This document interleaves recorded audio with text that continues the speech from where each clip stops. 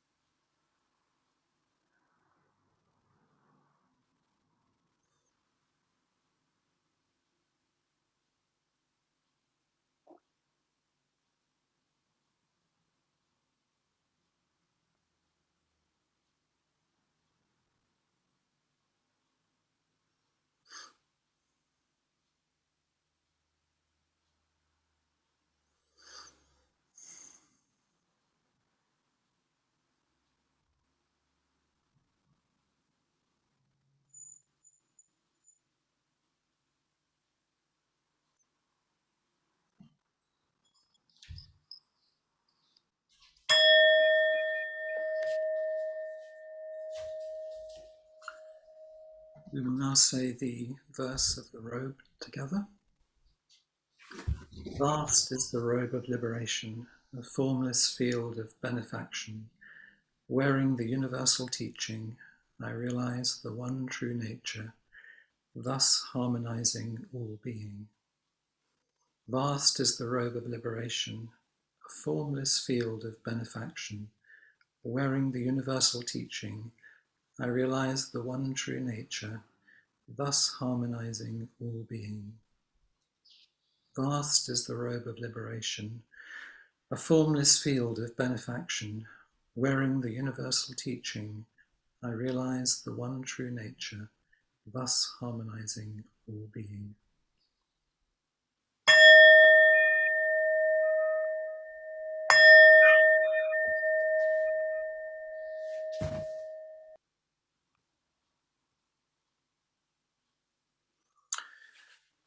Welcome again. I've been really looking forward to seeing you in the way that I might see an old friend and share what has been happening for me during the last few weeks of the summer. So I'd like to sit down with you and share some images of the last few weeks. And they are framed in some ways by two statements. One is from Suzuki Roshi, and he said, "If you are always prepared for accepting everything we see as appearing from nothing, then at that moment you will have perfect composure." And the second one is from Karen Mason Miller. "At the moment that I'm raking leaves, at the moment I'm doing anything, it is my life, it is all of time, and it is all of me." 2 or 3 weeks ago, I was the head cook at the Hakomi residential in Devon, and there were about 40 people there, 40 people to cook for. And previously, I've been at Tenzo over 9 years for the Zen retreats with Flint in the UK, and this was my fourth cooking for the Hakomi residential, and it was my last one um, for a number of reasons. It's time to hand the baton over to some other people, and so I took particular care in experiencing and watching everything for the last time. And the first image I'd like to share with you is on the first day of a residential or a retreat. All the food that we've ordered arrives, and there's a lot of activity unloading the van, and it fills a vast area of the dining room, 5, 6, 7 tables, some in packets, some fresh food, many various foods. And it felt really important to savor this feeling of abundance, this wonder of abundance that was possible at that time, appearing from nothing, and knowing that within 2 days it will be transformed into something else, and then 2 days later another delivery will appear. And if I looked at each particular fruit or vegetable, for example, each one is really particular. It has a similarity with all the other particular fruits or vegetables, for example, tomatoes, but it's really unique. And so the work is to decide how to, first of all, how to store it, how to take care of it, and how to then cook it. In the Appamada meal verses, we say 72 labours brought us this food. We should know how it comes to us. As we receive this offering, we should consider whether we understand its nature. And as the food kept coming and coming, I was thinking about that beautiful verse and whether I really knew how it comes to us and whether I understood its nature. One of the things I did think, if there are 72 labours that brought us this food, I wonder what particular number labour it is to cook it. So I alighted on 64. Perhaps the last 8 processes are the cooking. But it also made me realize we're always taking over something from something else. We're always being handed something really abundant to work with. So perhaps it is 64. I don't know. The second image I want to share with you is when the participants arrive for either a Hakomi residential or a retreat, and that's usually about 6 hours after the food has been put away. And I was thinking about how people arrive in inquiry when it's in person rather than online. I know that sometimes when I've seen Flint doing inquiry, there's that pause to see who's going to come up next, and you hear a chair being pushed back and somebody moving in their own particular unique way towards the seat in front of him. And there's a particular, for me, a question each person is asking in their approach, even before they meet Flint for inquiry. It's a kind of what is your inmost request that Suzuki Roshi spoke about. And when I think of the 72 labours, I think of if we could apply that to us, what brought us here, the 72 labours that brought us here, and whether we understand its nature and our nature. So just as with food, we wonder where it's come from, I have a question for you. Where have you come from?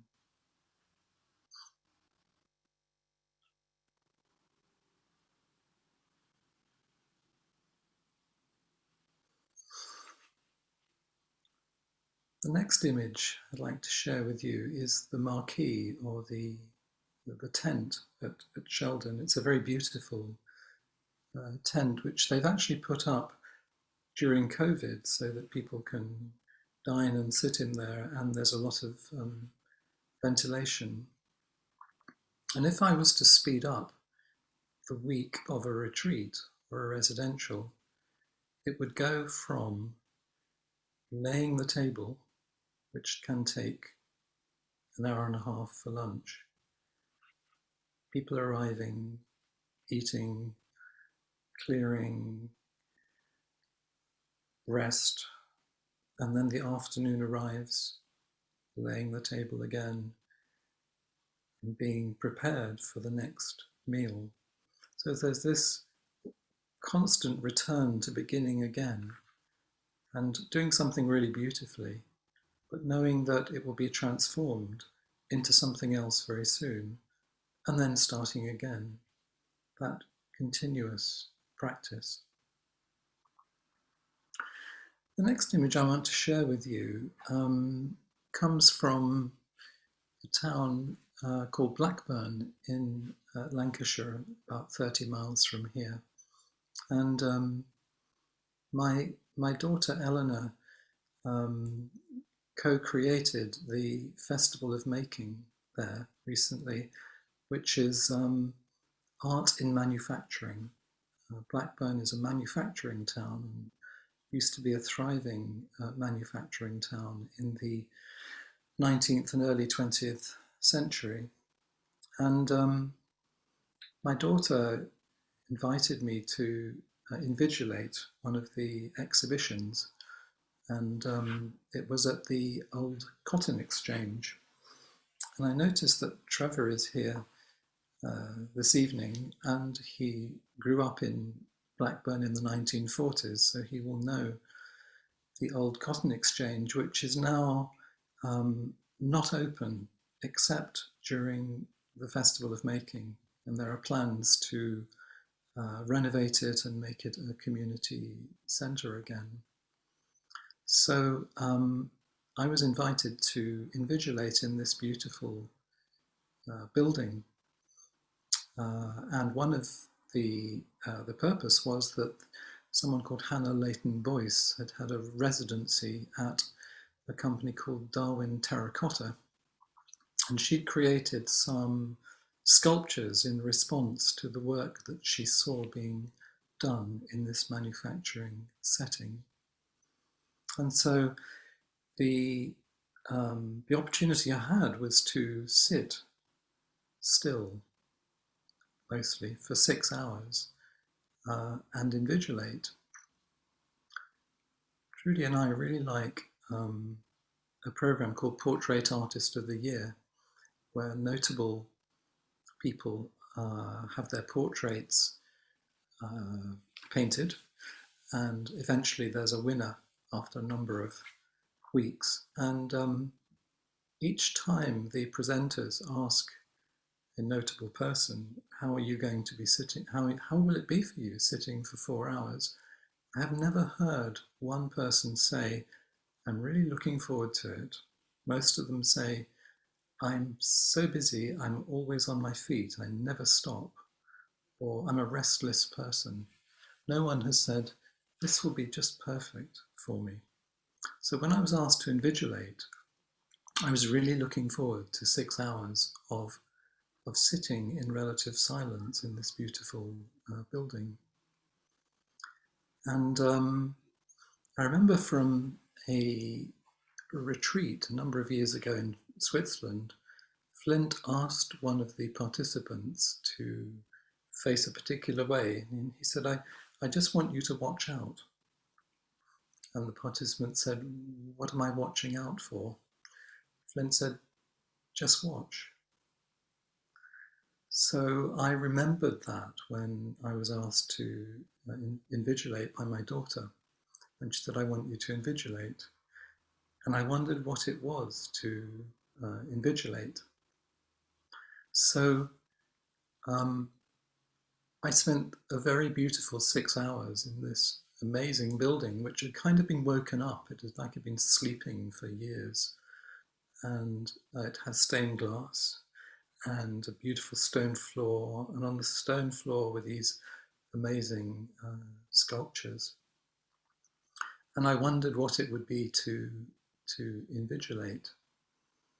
And so I noticed that some people actually wanted to meet and talk about it. And one of the responses was, wow, I haven't been here for so many years. And many people shared about being there in the 40s, 50s and 60s when it was the Apollo Cinema. And they said, I came here in 1965 to watch, and then they said the film and with my daughter. And it really, so there was two things going on. One was the sculpture exhibition, and one was the appreciation of the venue. And what I appreciated was that when I tracked that somebody wanted to talk, they were really happy to meet and talk about their lives. In some ways, in the way you talk in inquiry. So there was one man who had moved to Blackburn at the age of 5 in 1953, and when he came into the room, he remembered the song of of Blackburn College, and he recited a little bit to me.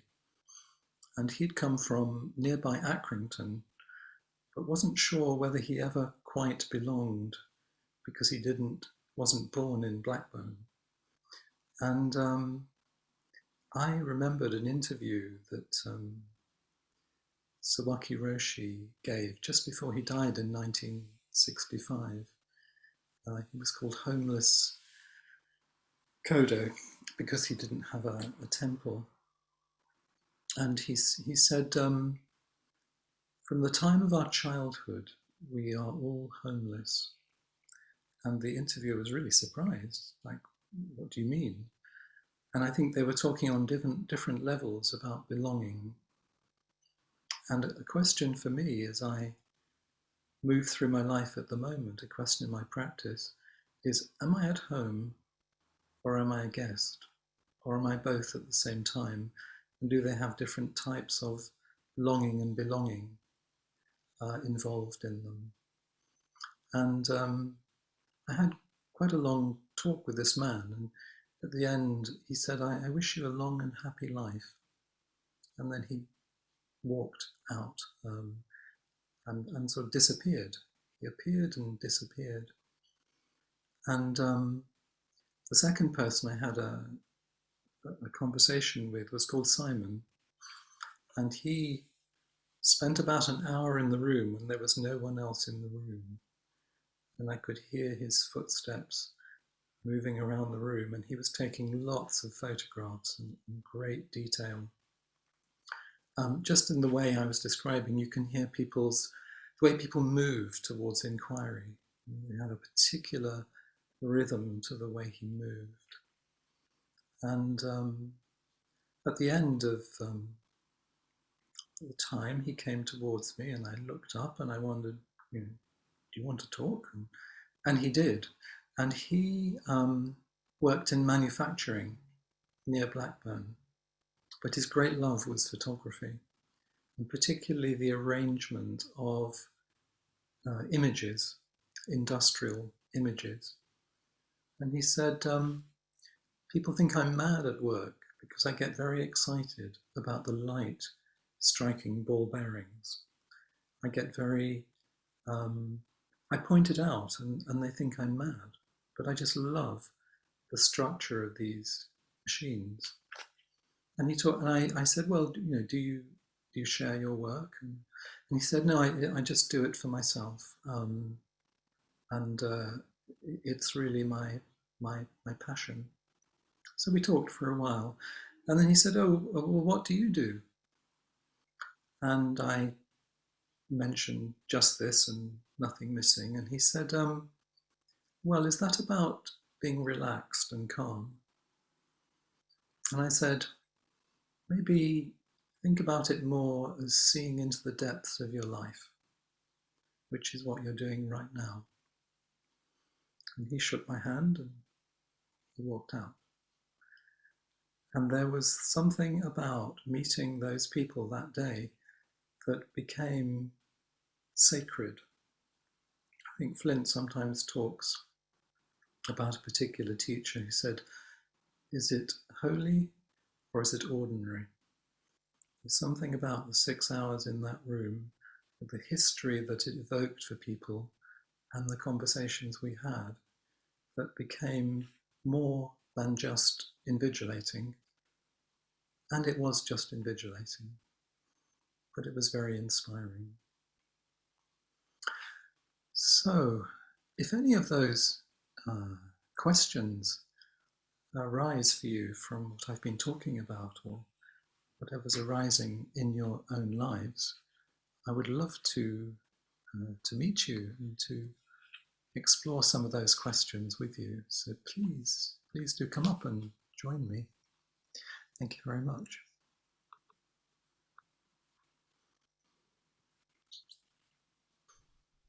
Hi, Peg. It's so good to see you. You too.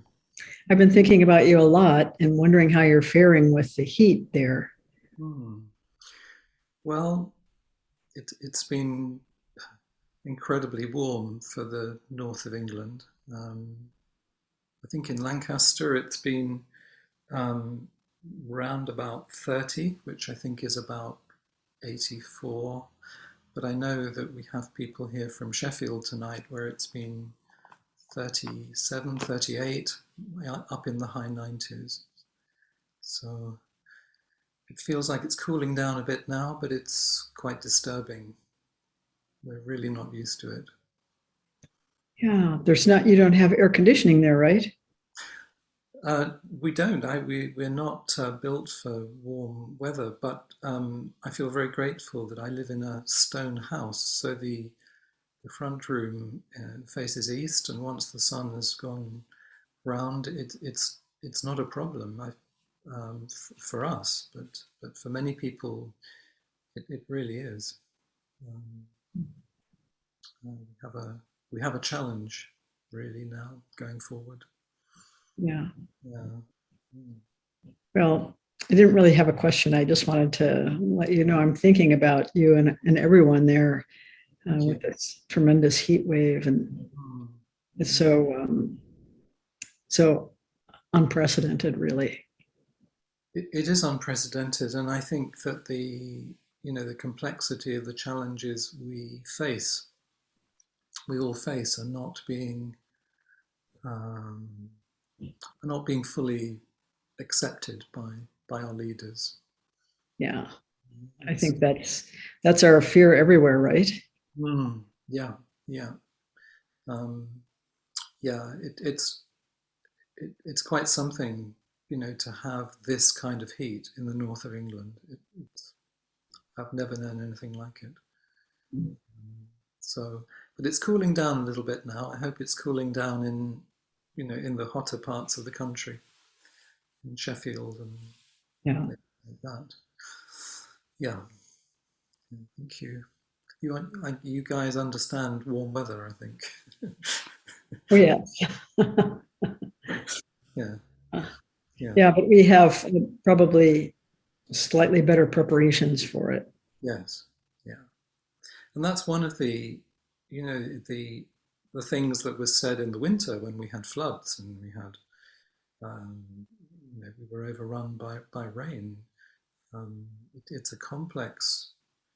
It's not just being too warm. It's also Right. wind and rain, and um, we need wisdom to face these challenges. So, Well, we're thinking of you. thank you, thank you, thank you so much.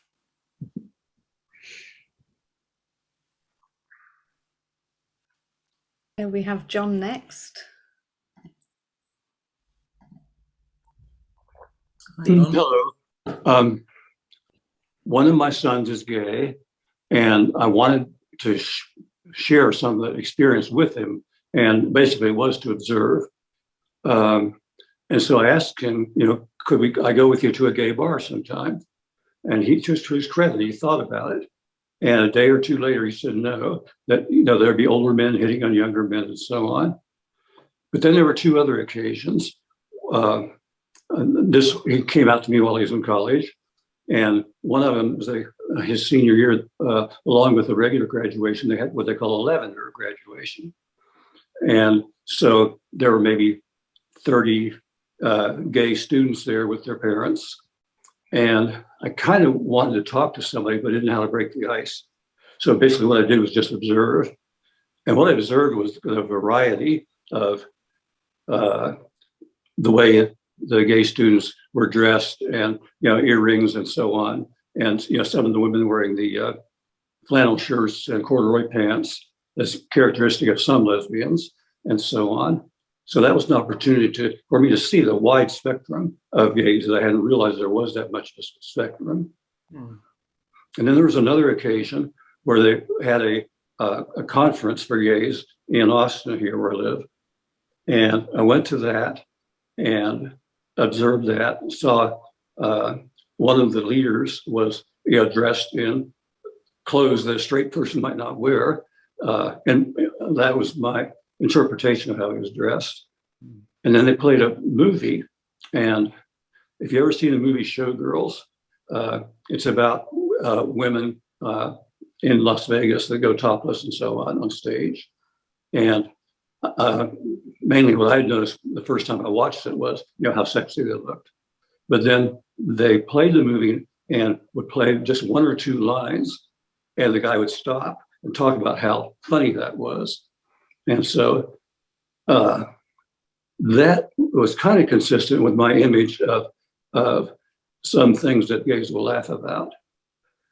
So I observed, but I have to admit that I wasn't just observing. I was putting in my interpretation on things. But that was me observing something about my son and his being gay.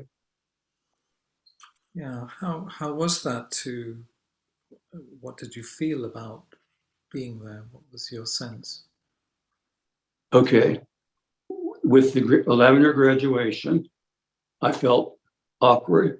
I didn't know what to say to another parent about our kids being gay.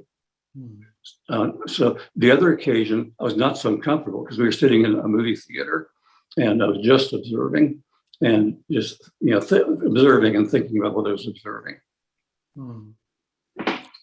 It feels quite courageous to go to a place where you've got some discomfort and you have questions. That's interesting, because I think it did take some courage to show up at the lavender graduation.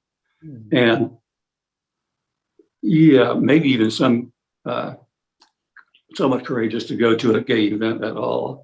In fact, I first told a couple of my friends from work about, one of them made a comment about something looking like a rainbow and that being a gay thing. And I said, yes. And in fact, one of my sons is gay. And they kind of made a big deal out, oh my gosh, that takes courage or something to deal with that. And to me, at least by that time, I felt comfortable with it.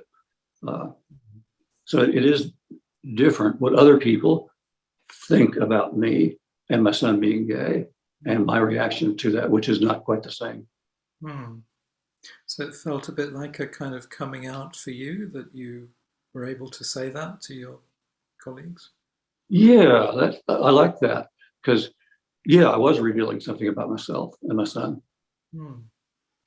Yeah, you were kind of saying, well, this is me. This is the family situation I have, and actually avowing it. Okay. I hadn't thought of it that way. Yeah, thank you. I appreciate your kind of effort to go somewhere where there's discomfort for you. Okay. Yeah. And to actually wonder about it. Why, what am I doing here? Yeah. And also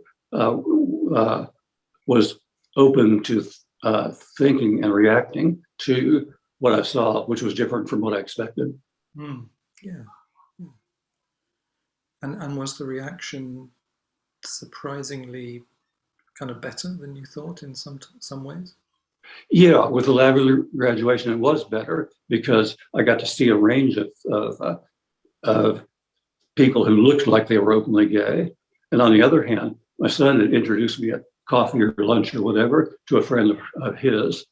And she was a very beautiful, attractive woman who nothing she said or portrayed was gay. And it made me realize, some people look like my stereotype of gay and some gays don't. Love takes us to difficult places, doesn't it? Yeah. It was love in a sense, my wanting to understand, my son's world. Yeah. I really appreciate that. I appreciate that you continue to turn up to meet it. Yeah.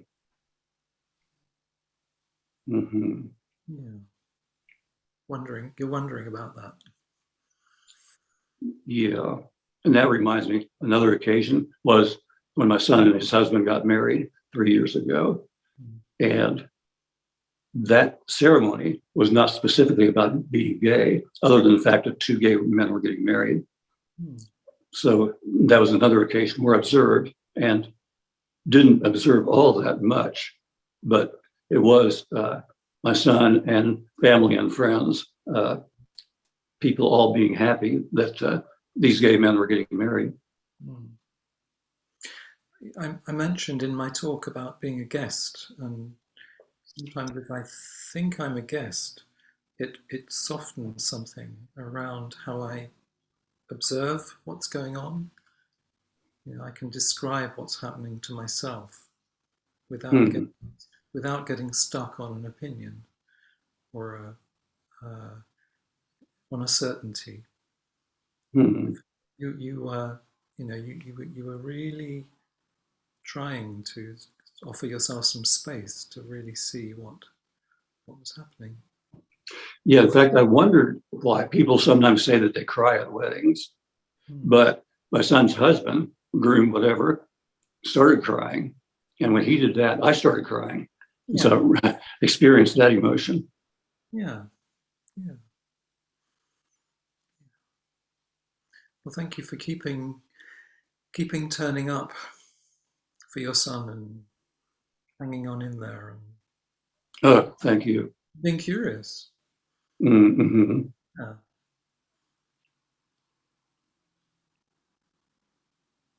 Being curious, yes, I like that.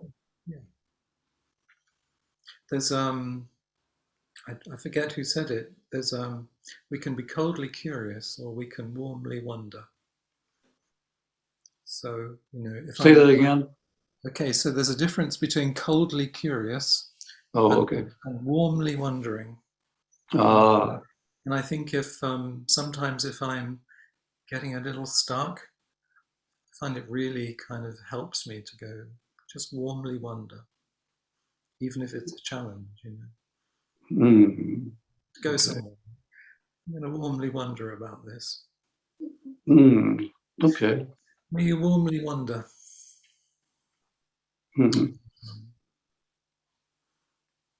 Okay, thank you. Thank you, John. And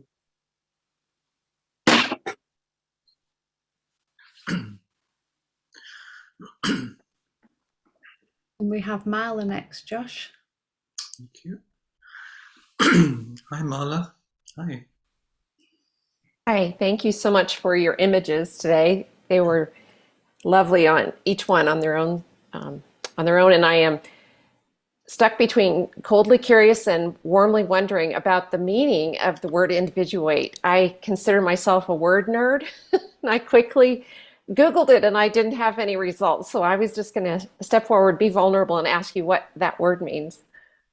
What warmly wondering means? No, individuate. I'm sorry, I didn't say individuate, individualate. I wasn't sure if it was your accent versus my Midwestern accent or something, but I don't recognize the word. Okay. Did I say individuate? That's what I was hearing. I was able to infer that you were sitting in an art exhibit and you were doing something for 6 hours, but I wasn't sure exactly what it was. Okay. It was invigilation. Invigilate. Yeah. Thank you.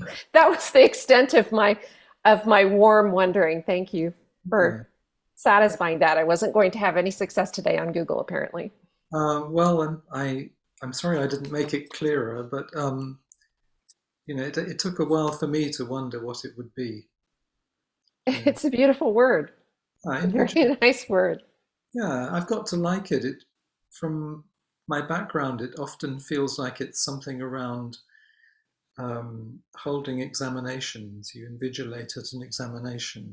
But to invigilate at an exhibition offers other possibilities. And it offered opportunities for real meeting. So that was quite precious, really, to meet people and hear about their lives and share that. Yeah. About individuation, I don't know. Totally different. I did get some definitions of that didn't match, so that's why I wanted to ask. I'm going to look it up afterwards. Thank you very much. Well, nice to meet you. Thank you. Nice to meet you too. We have Lynn next. Hi, Lynn. Hello. Lynn with her big headphones on. You're tuned in here, Josh. Oh, in your head. In my head. Mm. A couple of things that kind of I was thinking as you said the warmly wondering, that's how it feels when I listen to you talking, as if you're kind of I'm warmly wandering with you through your life, and the various images that kind of you bring to life for me, and then I was kind of caught by the question of where do you come from, and when my daughter, who is adopted, came to us, she was very tiny and 9 weeks old, very tiny. And she, I can remember her saying, when she was kind of a little bit older and able to speak, where was I before I came here? Where was I before I was born? And what a great question. It's like, I don't know. And I don't know where I come from. I could have all of those ideas, I think, about ancestry and biology and all of the things to do with evolution, and I could have loads of ideas, but as I sit here now, I don't really know, because I have no memories, and even then they would be faulty. So there's something about the only thing that I can be really is you sitting, invigilating life. I don't know, to just watch and warmly wonder and be here with it, and warmly wonder and be here with you right now. Oh, it's great to warmly wonder together, because the question is the thing, isn't it? Where have you come from? Is the kind of the longing almost, Mm. and the mystery of the processes of the vegetables and the fruit and the participants at a retreat. They come and they go. And here this evening, people arrive as if from nowhere and disappear for a while. We're all the fruits and vegetables. But there was something also about that I kind of wanted to say, because each time I come and I see people's faces, and the distances that there are between people feel irrelevant, really. The actual miles feel irrelevant, and it feels like I now watch people arriving and think, oh, that's another member of the family. There's Nellie, and there's Marla, and yes, and there's Peg and John, and Rosemary and Trevor, and some people that I know from obviously from the UK Sanghas, but also my Appamada family now, which is it just feels lovely, and I think that kind of fits with that sense for me. When you were talking about being at home, or stuff to do with belonging, really. And I think, sort of, it feels as if belonging is the connection. It's not to do with where I am. No, absolutely. in this family we have here. Mm. And I felt so, I was looking forward so much to seeing everyone again and Mm. just sharing. Yeah. So I'm grateful for you all. Yeah. Thank you, Lynn. Thank you. Thank you. We have Rosemary next. Hi, Rosemary. Hi, Josh. Thank you so much. And thanks everybody for coming forward. Takes a lot of courage. So it was interesting that you talked about food today because one of my habit tendencies for a long time, I decided to really take a look at. And it has to do with how I eat and that it's pretty much a gobble, it's just very fast, not paying much attention, a lot of times watching the news while I'm eating dinner. And decided to take a look at it, slow it down.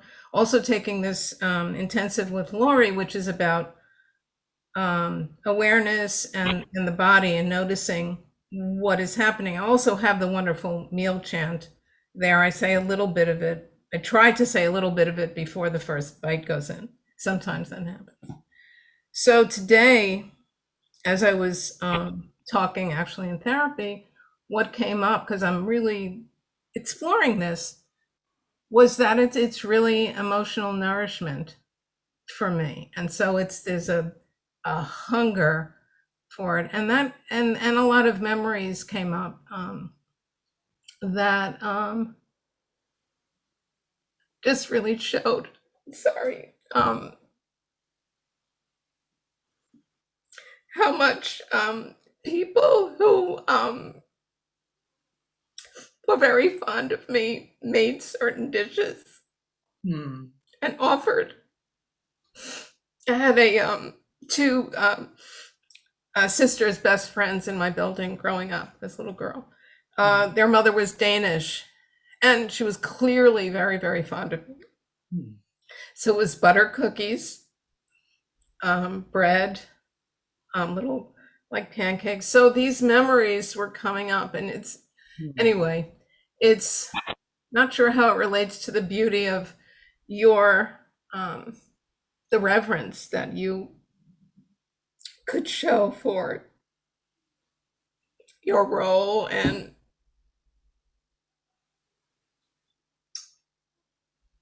the beautiful food. Anyway, as I try and take away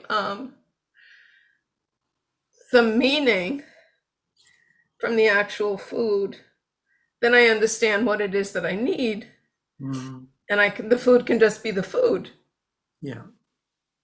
And that can be a lovely experience if I can really taste, I can focus on taste and that kind of enjoyment for what it is. And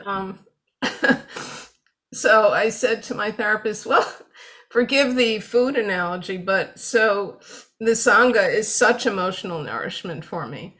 So I had my friends' mothers mostly on the one end, and the Sangha on the other hand, and a lot of other stuff in between. But there's your emotional nourishment sandwich.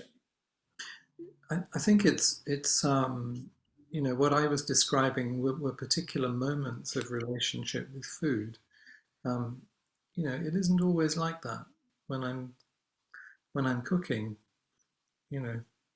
There'll be different phases. So sometimes you really have to get a move on, and you have to be. It's what's appropriate. There's something about just appreciating how I was enjoying the food, but also it's not always like that. Yes. So I remember I was in a Thich Nhat Hanh group, and everybody ate really slowly, so slowly that lunch went on a long, long time. And when I met Flint, I kind of assumed everyone would eat really slowly. And I noticed he eats, at a relatively, he keeps eating. And so I said, shouldn't you be eating really slowly? And he said, well, not always so. You have to, you have to do what's appropriate. So it feels like, whereas I can see that, there are some kind of challenges for you around food, but that it's something to have an inquiry about, and sometimes that's painful, Yeah. but it's not. It's never just one thing. Thank you. Sometimes when I get towards the end of a meal and I'm trying to serve it for a number of people, it's it can be as chaotic as anything else I do. So yeah, it's something about being flexible and I appreciate that. It's easy to go into you've been wrong all along. Now you're going to do this. Yeah. yeah, of course. It's that was just for the talk today. That was just those moments. Next week I might say something different about food. I'll look forward to that. Thank you, Rosemary. Thank you so much. Yeah, thank you.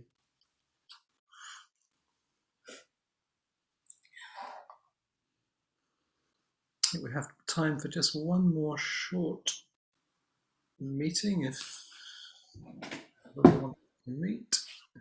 I'll step forward, Josh, if that's okay. Yeah. It was just something that came up for me when you said, are we at home or are we a guest? And where do we come from? And it's kind of, where we come from, it has no beginning. It's endless. It's when I think about it, it's just endless. Yeah. There's no particular point or place. It's just I've just the result of millions and thousands of everything that came before me. And then it was like, it's like, am I a guest or am I at home? And it's like that I took that question in a way, I'm not sure the way you were saying it, or it might be, I don't know. It's kind of, I joined Nothing Missing knowing a lot of people, and it felt instantly at home. And when I joined Appamada, I didn't know anybody. And I felt like a guest. I felt like a guest. But it's kind of like but they were just, it's like something, it's how we shift something inside ourselves. It's like when I'm with Nothing Missing, it's like something is settled and at home and then can come forth. And with Appamada, now I've been here long enough, it feels like home too, and everything relaxes and things settle, and then you come from a different place. It's like, but while we have that guest feeling, a separation feeling, a separateness from we do lots of things. There's lots of different things that I do, that holding yourself back, not being as there, kind of being a bit careful, and then once I feel at home, it's like all my parts can just relax, the protectors can settle, and I'm here, and the separation is less. And it just felt really interesting to me, just thinking about that, how we separate ourselves by a shift. I can see it's a great question to kind of explore going forward. Yeah. Or are we guests? Or are we? Good practice discussion question. Are we both? And they both have different elements to them. Yeah, let's continue to explore. Yeah, thank you for stirring the food for thought. Good. I'm glad I stirred. Thank you, Josh. So we're going now, this evening, we're going to close with the meal verse, and Maria is going to be the leader of the chant, and we're going to do the whole thing, because some of you will be having your breakfast next, some of you will be having your midday meal, and some of us will be having our evening meal. So let's enjoy the meal verses and say them together. As we begin our meal, may we and all existence be relieved from self-clinging. This food comes from the efforts of many workers, past and present, and its 10 advantages give us health and well-being and promote strong practice. We offer this meal of 3 qualities and 6 tastes to everyone, everywhere, and to all the life of the universe. 72 labours brought us this food. We should know how it comes to us. As we receive this offering, we should consider whether we understand its nature. As we desire the natural order of mind to be free from clinging, we must be aware of our greed. We take this food to support our life. We take this food to attain the way. First, this food is for true practice. Second, it is for our teachers and parents. Third, it is for all nations and all beings. Thus we eat this food with everyone. We eat to stop all harming, to practice serving, and to accomplish the awakened way. May we exist like a lotus, at home in the muddy water. Thus we bow to life as it is.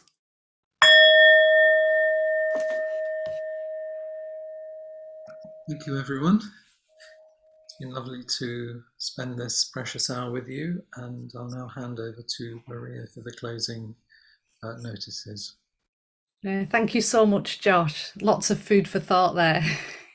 No pun intended. That's been wonderful. Thank you so much. And if you'd like to offer Dana to Appamada and its programs and facilities, and to his teachers, to Josh, just put the name down that you'd like to the Dana to go to when you fill in the form. And yeah, if you appamada.org/contribute, there's lots of opportunities to offer Dana there. So thank you all so much.